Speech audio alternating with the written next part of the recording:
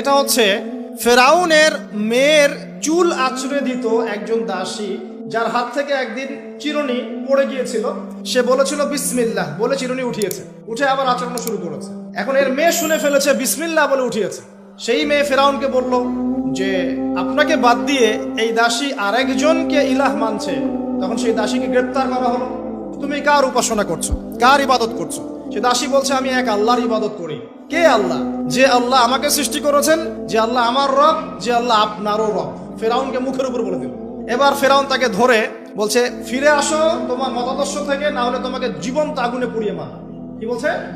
আগুনে পুড়িয়ে মার।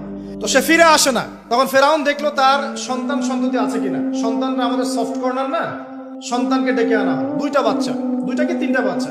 বলছে ফিরে আসো, আমাকে ইলাহ বলে স্বীকার করো, না হলে তোমার সন্তানদেরকে আগুনে ফেলে দিব। সেই মহিলা বলছে আমার তো মাত্র 3টা সন্তান, আমার যদি